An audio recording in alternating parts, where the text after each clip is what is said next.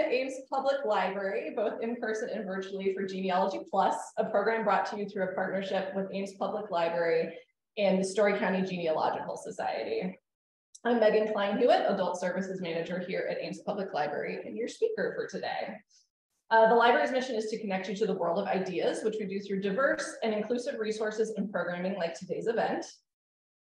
We are recording this program and it will be posted on the Ames Public Library YouTube channel. So just want to make sure people are aware of that. We'll also have time for questions at the end of the presentation. And our situation is different than usual. So you will be able to unmute yourself and ask questions to the room if you're on Zoom, and vice versa. You can ask questions in the room and they should hear you on Zoom. So hopefully that will be a little bit easier. So with that, welcome me, I guess. So let me jump into our presentation for today. It's all inside digital books as a genealogy tool. So as a librarian, we obviously are familiar with books, but as more and more material moves online, we have had to become intimately familiar with digital books. And I will get into a little bit of detail about the differences between ebooks and digitized books, a little bit about how books become digitized, a little bit of the nitty-gritty that I feel is important background information to know about digitized books, and then we'll walk through some resources and kind of pro-con those resources and do a little bit of show and tell searching to see how the search we use provides us with different results based on different resources.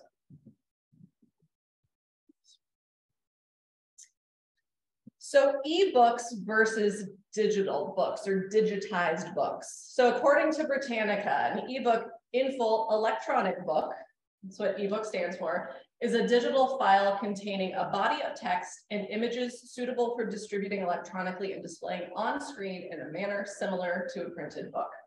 So what does that actually mean? And what's the difference between an ebook and a digitized book? So an ebook is a new book printed or published directly to digital. So it comes from the publisher in a digital format, is made to be read on an e-reader, a tablet, your phone, some kind of digital device. A digitized book is a print book that has been scanned to a digital file. So it is native print as opposed to native digital.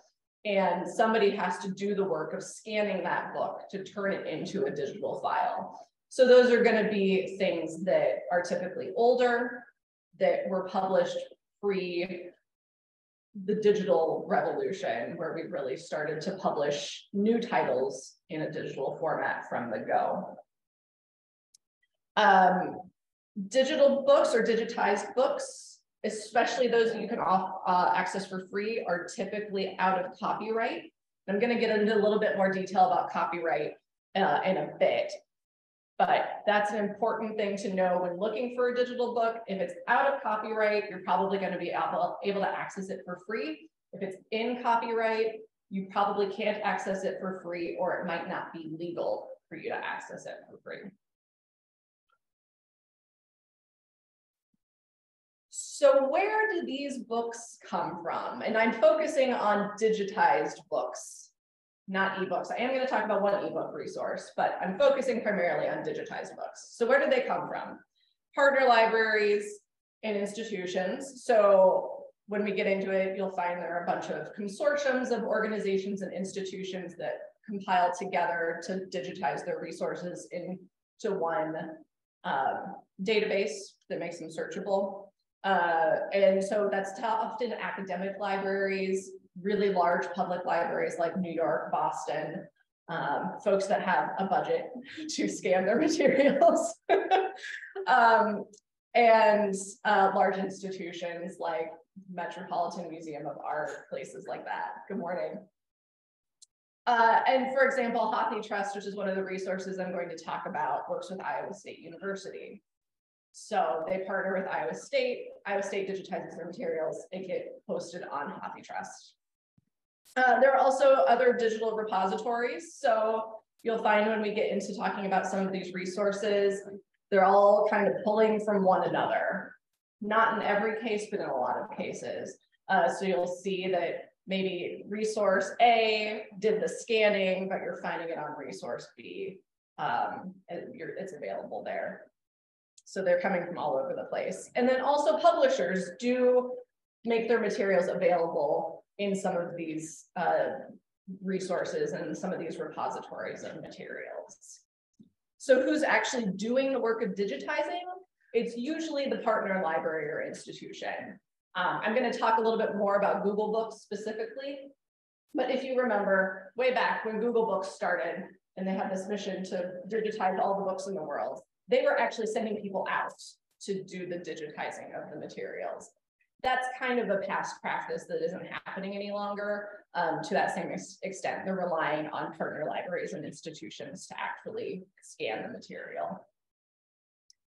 How do these things get digitized? Fancy book scanners like this one. So this one in this image is sort of what the most current, highest tech version of a book scanner looks like. You can lay it flat and it scans the pages. It then takes kind of that fold out of the center and makes it appear that the page is flat, even though it's scanning it with that fold. Previous versions were more like this, where you had a book cradle, and because it needed the pages to lay flat in order to scan them flat, but technology has moved to the point where the computers can figure that out and make it appear as though the page was flat when it was scanned, which is pretty impressive. They also scan incredibly quickly. As fast as you can turn those pages, it can scan, which is pretty amazing. And then why are digital books, digitized books important? They're free, which is huge for genealogists, right? We always want free resources. And they're super accessible. They make things accessible to us at a much broader scale than we would have. You can often, instead of interlibrary loaning materials, find it digitized online, which is a great accessibility piece. And it really evens the playing field for genealogists in a way that wasn't possible before, both in terms of cost and in terms of access. If you have access to a computer and the internet, you can use digital books, which is really great.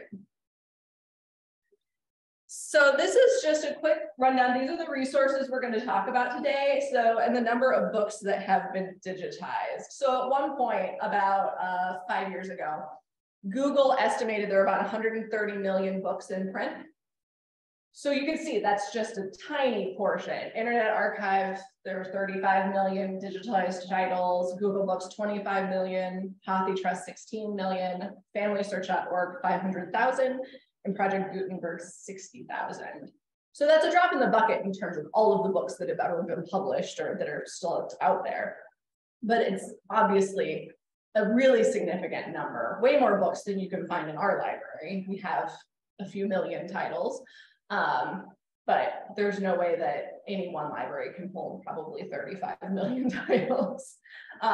So again, it just provides a much higher level of accessibility. And some of these numbers are a few years old. I pulled them from the various resources web pages, and they're digitizing and new materials are being uploaded all the time. So those numbers are constantly growing. So I said I was going to get into the nitty-gritty on a couple of issues because they are important to understanding digitized books. The first one is copyright, because copyright is super important to ensuring that creators and authors get paid for the work that they are creating. And there have been a lot of legal battles around book digitization. So Google began scanning books in December 2004, and they had this goal of creating access to all of the books in the world, all of the books that existed, and democratizing knowledge. That was the phrase they were using. And they wanted to scan everything. And they did. They used an opt-out approach to scanning. So rather than going to publishers and saying, hey, can we scan these books and post them online? They scanned everything and expected the publisher to come to them and say, we didn't want that scanned online. It was an approach They claimed it was fair use, which is copyright lingo for we're not making any money off of this, so we should be able to use it however we want to. The publishers had a different perspective. And they sued Google, and then they sued Google again, and then they sued Google again. Google's been sued like 5 or 6 times over this. So they have stopped their project, essentially. So Google really stopped digitizing materials because of all of these legal battles. It also led to a couple of other things. One, the Open Content Alliance, which was a group of libraries and organizations that disagreed with that approach by Google. So they started their own scanning project where they followed an opt-in model. They reached out to the publishers and said, hey, can we scan these books? Tell us what we can't scan, and we won't. The Open Content Alliance then wound up working with Microsoft. And if you know anything about technology, Microsoft and Google are like enemies in a lot of ways. So it was really, these alliances were built, some around Google and some around Microsoft. And a lot of libraries wound up working with the Open Content Alliance. National Archives, Harvard University, University of California libraries, some really big and important organizations went with Open Content Alliance instead of Google. And Internet Archive, which is one of the resources we're going to talk about, took all of that content, which is part of the reason why they have so many scanned titles. So like I said, Google was sued, but now all of these other digitization organizations have been sued as well. So it's really complicated. Copyright is complicated. As a librarian, I have to know like this much about copyright, enough to tell people, yes, you can scan that and use that. It's fair use. Enough to understand when we borrow materials from other libraries, what you can do with them and what we can get. But I'm not a copyright attorney. So there's a lot of detail that goes into it, but this impacts us and our access because there are some resources out there like HathiTrust where you can access some materials if you have a login with a partner library. If you don't have that, you can't access those materials because the current law says that if the library owns a physical copy of the book and has right under fair use, and the first sale doctrine, again, very legal terms, to lend, and they can lend an electronic scanned copy. So, for example, if you have an Iowa State access, if they view you as a borrower or a member of their library, you can log into HathiTrust and access materials that I, as a guest, cannot, because they own the book and can lend it however they choose to. It's complicated. And that is the process right now. That hasn't been legally tested, but there is a court case outstanding. So that could change. So the very short version of this is you can access some things, you can't access others, and it could change at any point what you can access. So that's the tough part about digitized books. But like I said from the start, if it is outside of copyright, you should be able to access it for free because nobody cares about who's getting paid or not, because nobody's getting paid if it's outside of copyright. And right now, copyright is the life of the author plus 70 years. So if it's something that was published, say the author is dead and has been dead for 70 years, you should be able to access it for free. Like I said, it's complicated. Other complicated thing that is important to understanding digital books, optical character recognition, or OCR is the shortened term. You've probably seen it if you've looked up anything about digitized materials. It's the electronic conversion of writing to digital text. So OCR allows us to search within print documents that have been digitized. And I'm going to talk a lot about that. So it's super important that OCR is good and has been corrected. All of those census records we search, all of the newspapers that we search, anything that is print and that has been digitized is searchable because of OCR. But OCR isn't perfect. So when these documents are scanned, the computer does its job reading what the text says. It can't convert things like handwriting well. It can't convert things like text on top of images well, or poorly scanned images. So companies and organizations rely on humans to go in and correct the OCR so that it's actually usable. And in some cases, the OCR is never corrected. So for example, we have the digitized version of the Ames Tribune. The OCR was never corrected, and it makes it incredibly difficult to search because there's just content that isn't searchable because it doesn't know what those letters are. It just kind of shows up as gobbledygook instead. So if you're ever searching in a document and you're searching something and it just looks like nonsense letters, it's because the OCR hasn't been corrected. And that it just makes it more difficult to search. Google Books has also been criticized for not correcting their OCR, not making those edits. So just keep that in mind that one, if you are having successful searches, you're not seeing that gobbledygook, that means that humans went in and made all of those corrections so that you could search it. And if you get in there and it looks like nonsense, they need to fix their OCR. Or it's always going to be that way because nobody's going to fix it, which is tough. So, okay, those are my two technical soapboxes that I know of. So let's jump into the resources we're going to talk about today. So HathiTrust Digital Library, hathitrust.org. So pros of HathiTrust, vast collection. It brings in multiple digital repositories. Like I mentioned, they have a lot of partner libraries and organizations that they're pulling from. They're really academic, so they have a really strong advanced search option. Their searching is really robust. You can really narrow down. It allows you to search within the item. So say it's an item that you can't get access to for free, it's locked for you. You can still search within that, a keyword, a name, and it'll provide you with page numbers. That's super helpful if you want to try to borrow the item through interlibrary loan. Often we can't borrow reference titles, and reference titles are almost always genealogy titles or local history titles. But if you can provide us with page numbers, the lending library will usually copy or scan those specific pages and send them. So the fact that you can search for a name within the resources you can't access is hugely important. They also offer a sign-in option for guests. As I sort of mentioned, that is somewhat useful, but it still doesn't give you access to everything.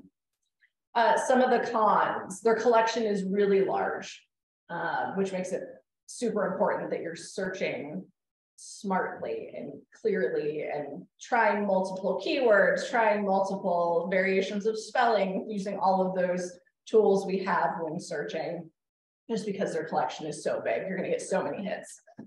And not everything can be viewed for free. Like I said, in some cases, you have to have a login with a partner organization to access those materials. And then you do have limited access when signing in if you're not affiliated with a partner or institution. So I'm gonna jump out of the presentation and jump in to the website itself. Okay. So I'm going to use the same search on every one of these resources so that we can see exactly how many titles pop up. So for me, I have ancestors from Westmoreland County, Pennsylvania. So we're just going to do a general keyword search on all of these. So the same thing across the board using the same search terms, Westmoreland County, Penn. So this is what shows up. So you can see 271,615 results. That's a lot of stuff to sort through. And that's not even everything. That's the stuff that I can access full text. So I can get at the whole thing. It's not locked. I can't have partial access. It is the whole document, 271,000 documents. If you look over here, under all items, there are actually 421,749 documents that come up under those search terms. So like I said, super important to use those search techniques that we've all learned over time to make sure we're getting what we want. I did a bit of, the search I'm using is a little bit funny intentionally. Most people aren't going to search PENN when searching Pennsylvania. You'll either do PA or type in the whole state name. But I kind of wanted to see what results I would get when searching that. So a lot of stuff. The nice thing about HathiTrust is that they provide this filter, your search content, and a lot of these are going to be similar on all of the resources we talk about. HathiTrust is very clear and easy to use, which is nice. So filter your search. It tells us exactly the search terms we use. So we did a full text search. So it's searching the entire document, not just say a library record. It's not searching titles only. It's not searching keywords only. It's searching the whole text of the document, which is part of the reason why we received so many hits. You can also then toggle between just the items you have full view access to and everything. So if we jump to all items, you start to see these limited search only titles pop up. So these are ones that if you had a login with one of their partner institutions, you might be able to access, depends on who owns it. And otherwise, the other full view titles are labeled as full view. And I'll jump into the search here in a second. We keep scrolling down, you can narrow it by subject. And you can click show all subject filters to get all of those subjects. So say you're looking for something very specific. I don't even know what that would be. Maybe you had somebody who was involved in the railroad. You can click on railroad and narrow it down to this 4,000 documents. So that's one way, again, to cut down on that huge number of documents. Then you can see, again, author filter. So select an author, lots of stuff published by the United States government. Again, those documents are free, so it's easy to include those in a digital document search. And then we can search all of the, or narrow it by all of those authors. It's just a lot there. Language. You can filter by language. The majority of these documents are in English. That's not surprising, but they do have documents in other languages. So again, if you're looking for something specific to, say, a German ancestor like mine, you could narrow it down to documents only in German. I don't read German though, so not super helpful. Place of publication, date of publication.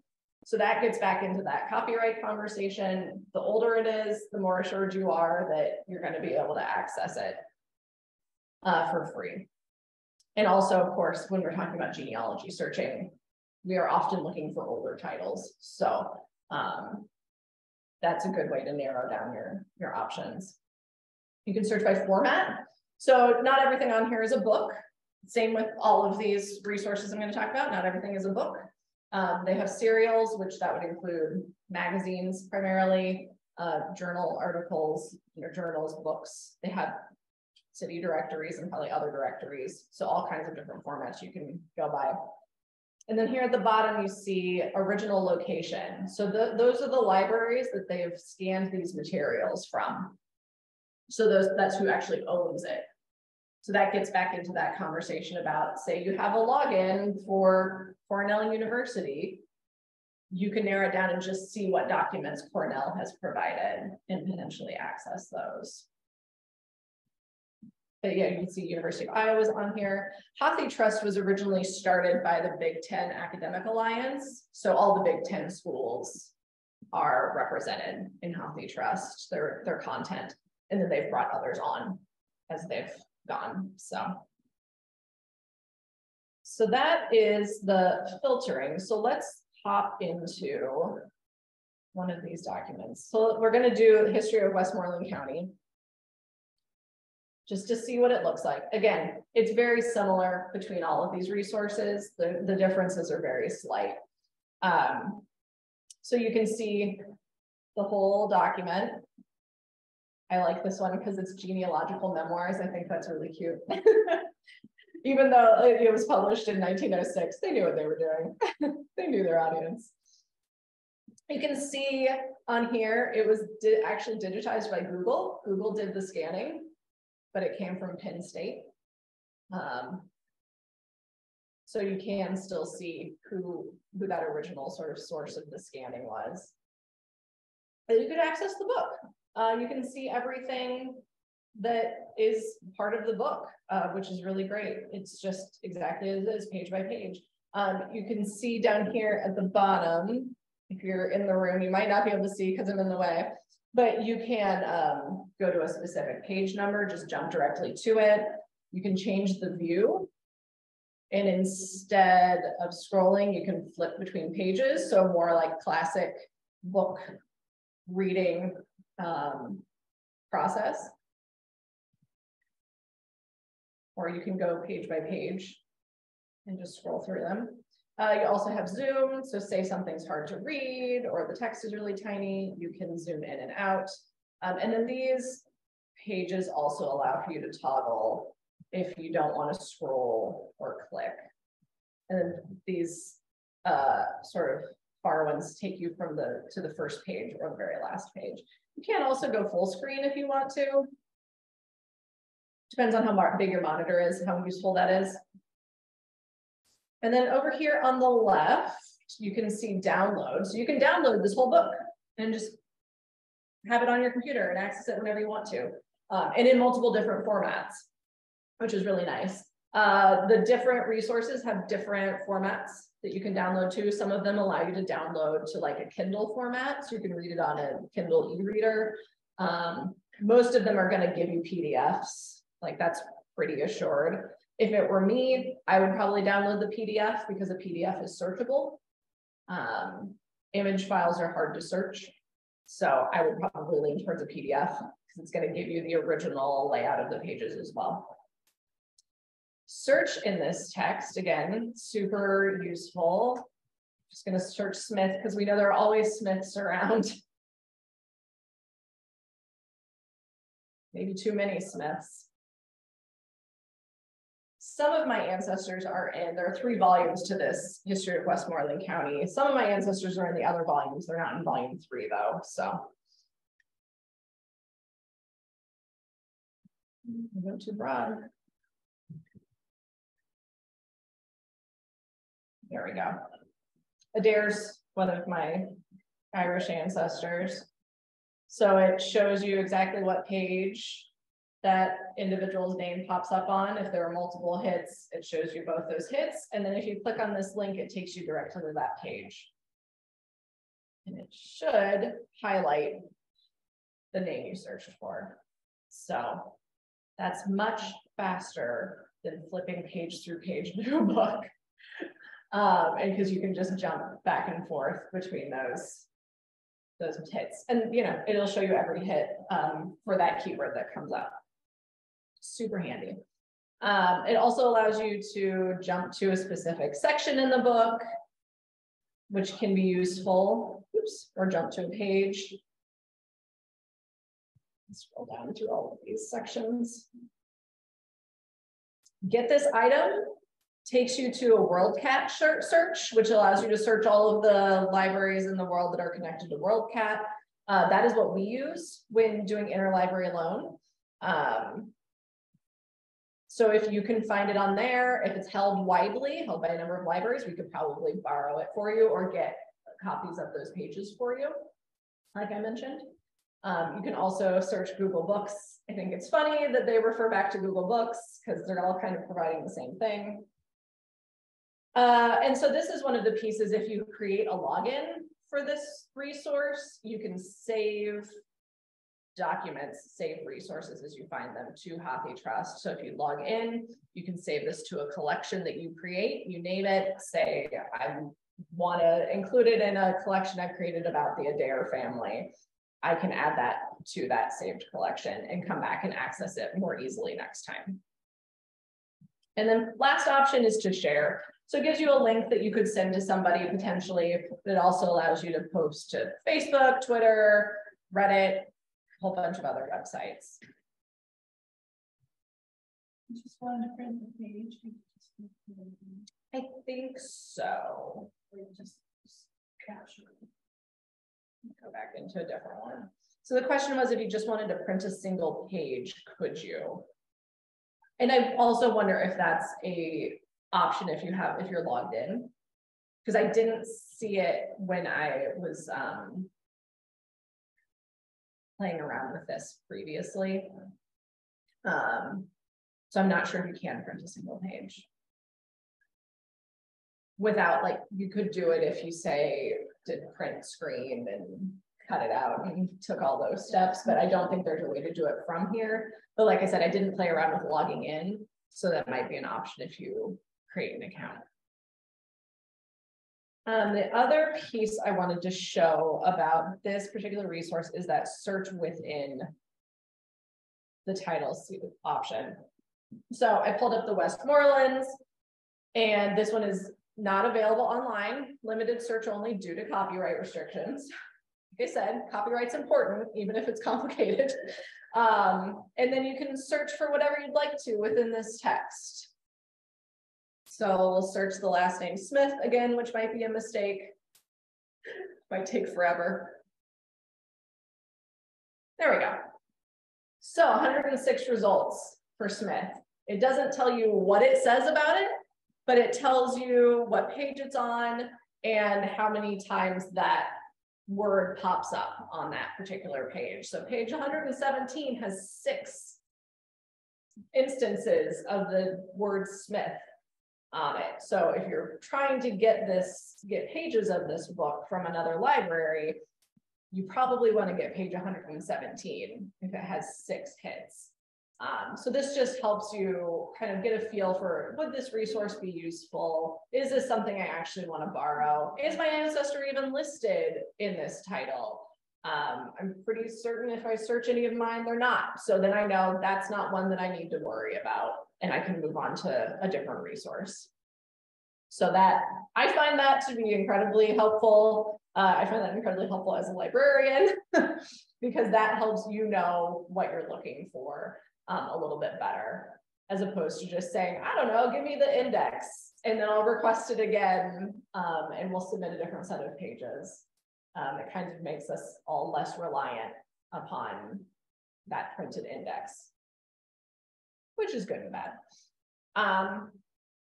So that's everything I think I wanted to hit on HathiTrust. Again, a lot of these features are the same on all of these resources, so I'm not going to go as in-depth on every single one. But HathiTrust it's easy to figure out. It's really straightforward. It's kind of a really clean interface, so it's an easy one to show you all of those things on.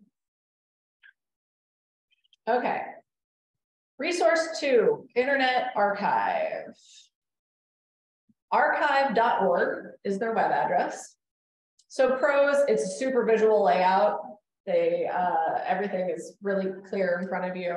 It's also used by local institutions. So for example, the Ames History Museum scans their materials and posts them to Internet Archive. So it's used by smaller institutions as well. So some of those more unique materials that might be out there are frequently on Internet Archive because it's accessible to smaller institutions, which means it contains some really unique resources. Cons, the interface can be confusing. It's kind of messy, which I'll show you. It also just has fewer resources than, say, HathiTrust or Google Books, which it has its pros and has its cons. You'll see when I search. And also the quality varies dependent on who scans the items. So again, the History Museum is scanning their own content. They have a little home cooked book scanner. They don't have like a book scanner that they've purchased. They've made it work. Their scan quality is great, but you just don't know who's doing the scanning, how good their scanners are, how much their ability to correct that OCR is. So the quality is much more variable than, say, when it's coming from an academic library. So if we jump into Internet Archive, like I said, it's kind of messy. There's this donation panel up at the top because they are a nonprofit, so they're looking for funds to run their site. So we'll close that. They also run the Wayback Machine. If you're not familiar with the Wayback Machine, you can enter a website address and it shows you what that website address looked like in the past, which is super cool, but not really pertinent to what we're talking about today. So you're gonna have to go past that. And then you get to their search box here. You can see it running across here. It's giving you the different numbers of items. So they have 36 million books. That they also have a bunch of other file types. So it's not just print materials. They have radio clips, they have TV clips, they have all kinds of stuff. And it's going to search all of that. So we're going to search, same thing, Westmoreland County Penn, and we're going to search metadata. So it provides us with a bunch of options. We can search text contents, TV news captions, radio transcripts, archived websites. But we're going to search metadata. So metadata is the information within a library catalog record. So that's what it's going to search. It's going to search subject headings. It's going to search keywords within the description of the item, titles, authors, typical library stuff.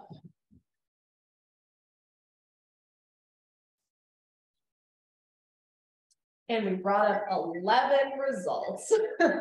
So again, it just has fewer resources. In part because of who they're pulling from, but it's just, they just don't have as many resources. And I can scan these really quickly and recognize that none of these are going to be particularly useful to me. If we did a different search, we'd get a different result, of course. But just know their resources are slightly different. It's got like radio clips. I'm not particularly interested in radio clips, all kinds of things. But again, similarly, you can see on the left, the filters, you can filter your results by media type, availability, year, same sorts of things, creator. So it's very similar to HathiTrust in terms of what you can narrow your search by. I do think that Internet Archive is super useful and super important because again, it gives us access to some documents we might not be able to access otherwise, but it just has fewer titles on it. I'm going to change my search to search text contents just to see what we get instead, and I get 7,000 results. So what you select in that search bar is super important. Searching text contents, I believe, searches the content of the material itself. So it's more similar to that HathiTrust search that we did, which is why we got more titles. So I'm just going to click into one so that you can see what this looks like in comparison. So their layout for looking at the item itself is a little bit different. There we go. You can see it automatically goes to sort of a 2-page layout as opposed to the single page. It also highlights whatever search term you were looking for within the item. So Westmoreland is highlighted a bunch. And on the left here on search inside, that's where it's giving you those hits, so telling you what pages it's on. But you can also change that search if you want to. Instead of searching for Westmoreland County, we could search for a name.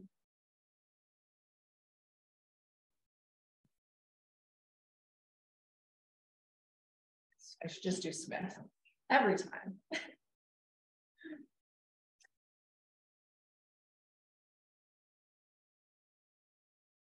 So then you're searching Smith inside this particular book, and it's giving you those hits and highlighting that search term for you over here in the search.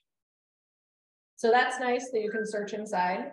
So you can flip through your document using these little arrows. You can use these arrows down here, kind of whatever you want. You can change your layout as well. So if you just want to read a single page, because it makes it a little bit more readable. The text is bigger. You can also lay out all the pages and scroll through them. I find this particularly useful, say, searching a yearbook. You can find what section you're looking for more quickly. Same thing with city directories. You can find the section you're looking for more quickly if you lay out all the pages at once as opposed to flipping through them. So, and there's also zoom. You can zoom in and zoom out. They do allow you to save things. So again, if you create a login, if you sign up, you can download, you can save documents. So there's a favorite and a share option, very similar to HathiTrust Share. And then they provide a lot of options for downloading. You can see all kinds of choices there. EPUB, which allows you to read it on a digital reader, tablet, that kind of thing. Kindle books, PDFs. So you have a lot more options for what format you can download in.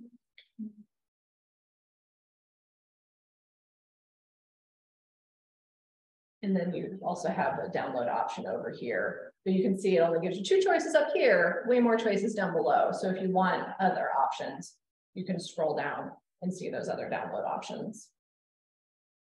Okay, we're gonna keep moving. Google Books, books.google.com. Pros, if you can do a Google search, you can use Google Books. The search interface is super simple, super simplistic. They have tons of resources. Like I said, they're sort of the grandfather of book digitization. So they have a lot of options out there. Some of the resources are downloadable. Some of them are behind a login wall because of all the copyright lawsuit issues we already talked about. You can search inside individual resources, just like on HathiTrust, which is super nice. And they provide really detailed information about the original holder of the resource. So if you were trying to get a hold of it, they provide all of that information really clearly. Cons, not everything can be viewed for free, and they've stopped digitizing due to those legal battles. So they're kind of at a standstill at this point. So if we hop into Google Books, again, it looks just like a Google search. If you didn't see this little books, you wouldn't know that you were searching Google Books instead of just a standard Google search.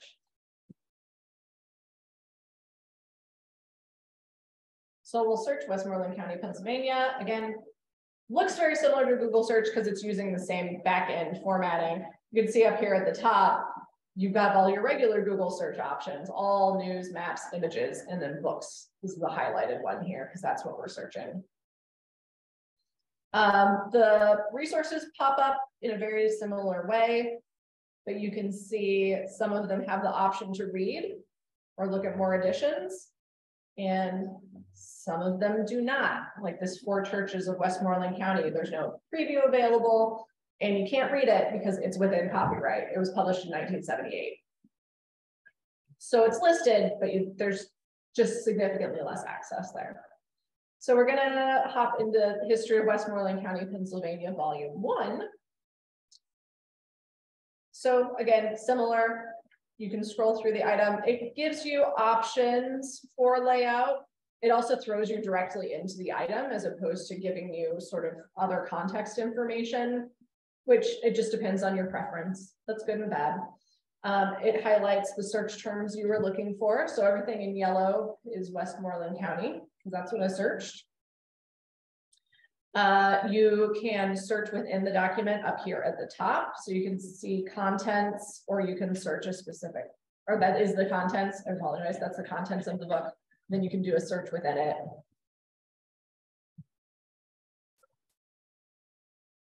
We search for a last name Smith. It shows us all of the results for that last name. And you can jump to that page if you would like to. So if you click on any of those hits, it takes you to that page.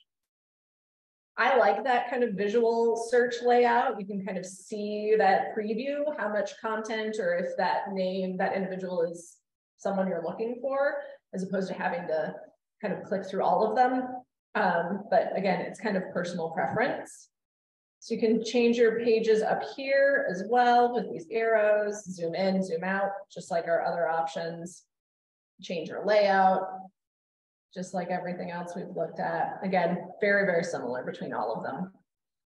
And all of your sharing, download options, all of these are here in this little menu. So same stuff, just looks different. If you're ever in one of these resources and looking around and you're not seeing something, it's probably there. You just have to keep poking around, looking at menus. So I just clicked out of the body of that into the white space, and it takes me out of the book itself and into the record. You can see the options are all sort of there again. You can read the book, and it's very specific, read free of charge. You can download it, you can search inside it, you can add it to your library. Again, if you have a Google account, you have a Google Books account. So that is one of the benefits. If you're already a Google user, you don't have to create an additional account that you have to keep track of. You can save books to your Google Books library. And then it provides you, like I said, with a lot of detailed information, which can be helpful.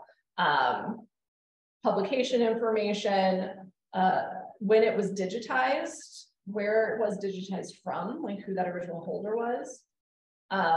Just sort of, again, metadata, the subject titles or subject headings.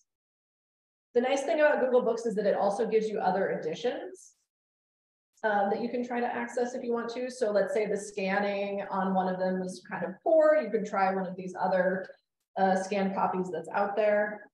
It also provides you with more by the author. A lot of the common phrases within it. So it's kind of pulling out those tags or keywords within the title. And then more from the collection. So again, you can see that there are multiple volumes.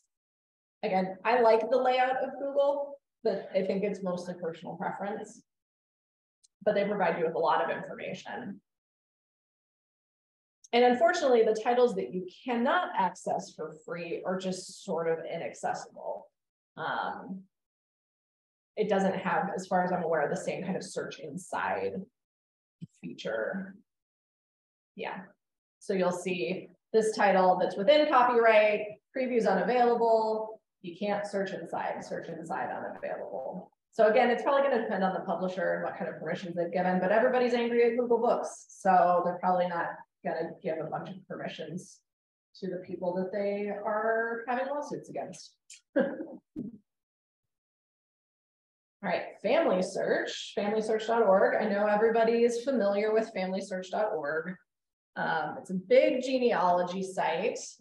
They have genealogy specific resources, which is super important and super helpful. Not all of these sites have genealogy specific resources, but Family Search does. Also, everything can be viewed for free. And their searches are pretty easy to manipulate. We can kind of get into those details if you want to. The cons, you kind of have to click through the site to access the Find Books search.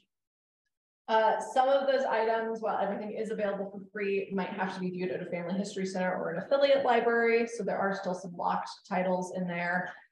We are a family or an affiliate library, so you can access those titles within our building, but you have to be on our network. And you have to log in to access their resources, which is a stumbling block for some folks. Not everybody wants to have an account for Family Search. If you don't have an account, you can't access these titles. So I have already logged in.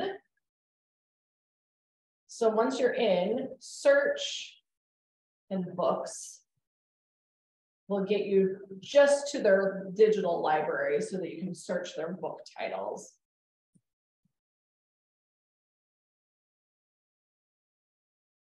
We'll search the same thing. Again, filters over here on the left, same as the filters we've seen in other places. And then you see your title lists here on the right. They provide you with a lot more kind of traditional catalog information right up front, giving you information on the author and language, how many pages the title is. There's our history of Westmoreland County again. And again. So if you click on show more, it gives you some more results. If you click on the book cover itself, it takes you in. And so, like I said, everybody's kind of borrowing from everybody else. You can see that the owning institution is actually Internet Archive and not Family Search, and the publisher is Internet Archive. However, when you click on it, watch me out.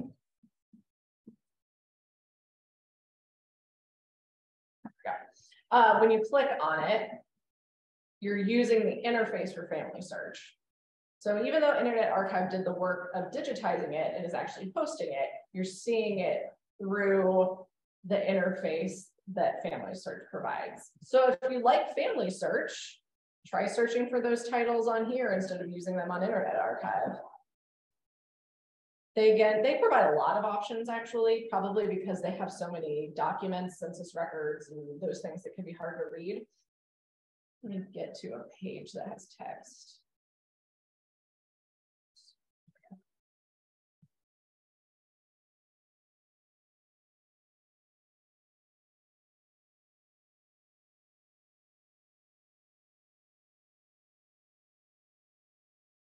Okay. You can kind of pop open this info box if you want to. There's a few options for Zoom. You can zoom in. You can, like I was doing, look at all those thumbnails, or you can change it to this view where you can flip through things, or a single page. You can bring up information about the title, and you can search within the title. And you see that it'll bring up the text as well. So it's giving you the OCR text of what this page says. You can kind of see here, it says General Washington at age 20 something on there, but the OCR says Jex, WASIIINGTUN. So the OCR, not great. And that will impact your searching. But that's what it looks like when the OCR is a little wonky. And then you can also download files. So fewer options for downloading, but it is there. I often, when people submit interlibrary loan requests for genealogy books, search on Family Search instead and recommend they find them on Family Search rather than trying to get them through interlibrary loan. It's faster, and you can have a lot more accessibility with the document than you can through interlibrary loan. So it's always worth checking Family Search or any of these others if you're looking for a specific title before submitting that request. Okay, Project Gutenberg, which I only included because I assumed that people have probably heard of it. Gutenberg.org. They're a long time, they started a long time ago, digitizing materials. Everything is freely available. The resources can be downloaded. They have a bunch of file types. They focus on fiction though. So not so many genealogy titles. They focus on fiction that's out of copyright. And they have some very limited genealogy resources. So we're gonna hop into Project Gutenberg. It looks a little more old-fashioned than some of the other sites do. And we're gonna search our same search.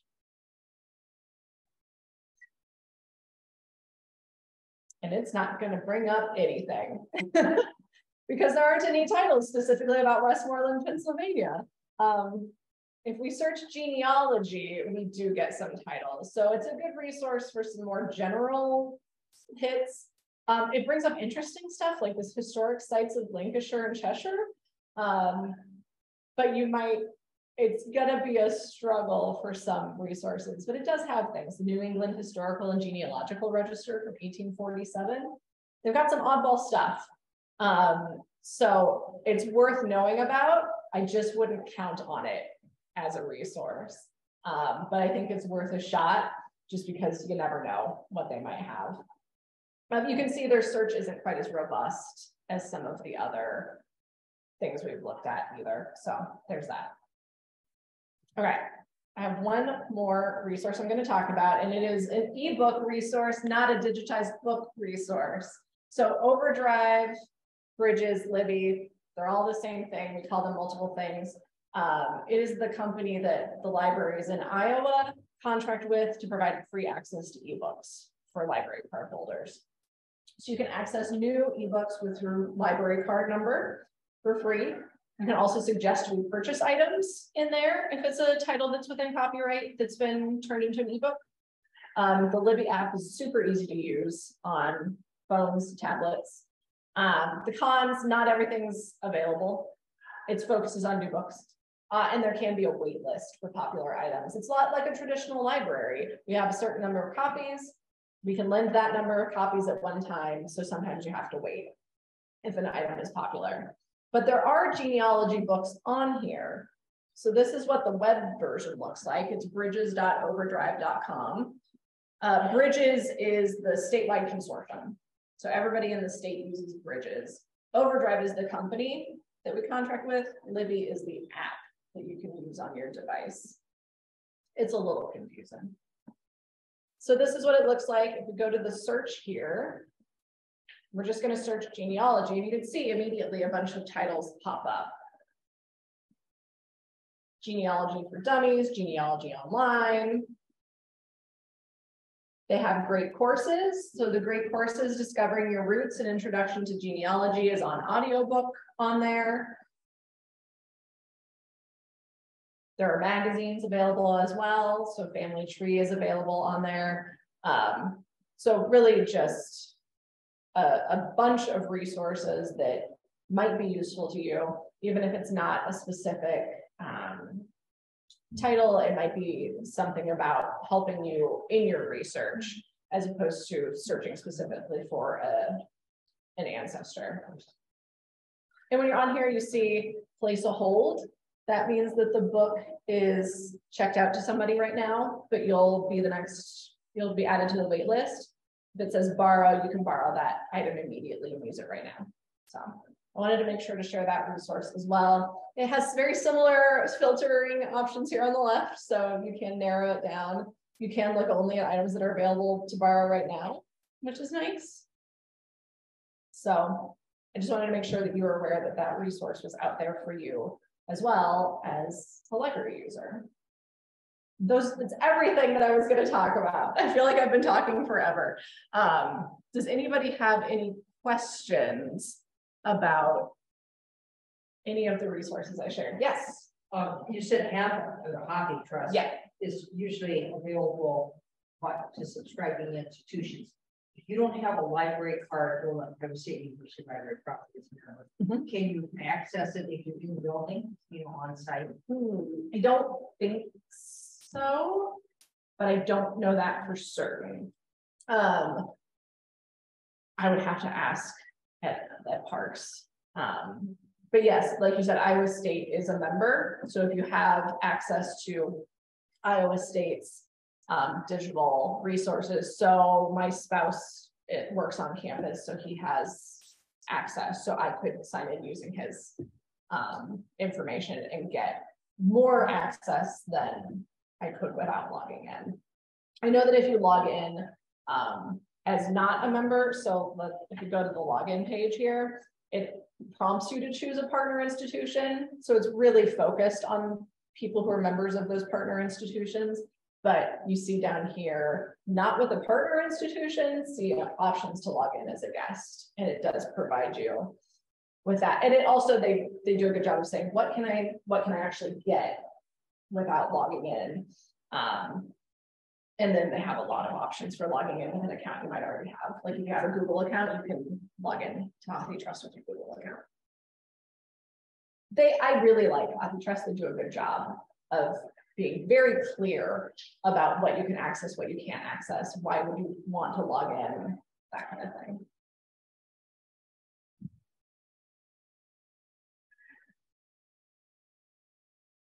Other questions?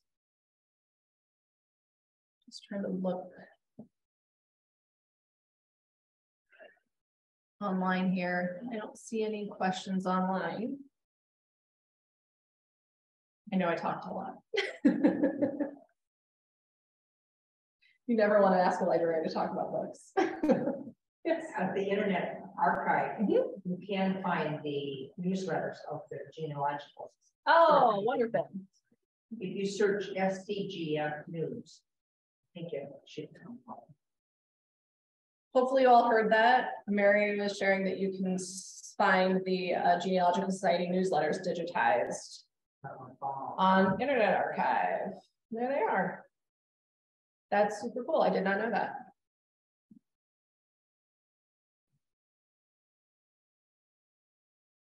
Further proves local organizations use Internet Archive. There's a question online. What about English history searches? That's a great question. I really focused on American resources. I don't know as much about English sources. I know that there are some of the partner libraries in some of these organizations are out of the United States. So I would say look at the partner libraries to see who they work with, because that's more likely that they'll have history resources. Sorry, I'm trying to find the list of partner libraries.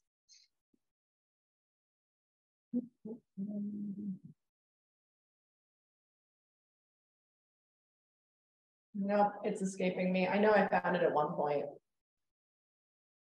But yeah, that would be my recommendation. See who their partners are, and then if they have British partners, they'll be more likely to have British resources. I don't know where that is. Shoot, sorry. Internet Archive lists their partners right up front. So if you scroll down this top collections portion, those are all partners of Internet Archive. So like they have University of Toronto. I know that's not British, but they do have, and they have this European libraries as well. So you can get an idea of who they partner with and what content they might have.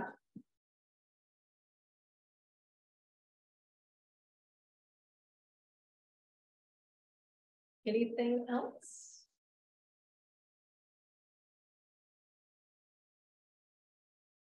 All right, well, I will thank you all for joining us this morning, Genealogy Plus.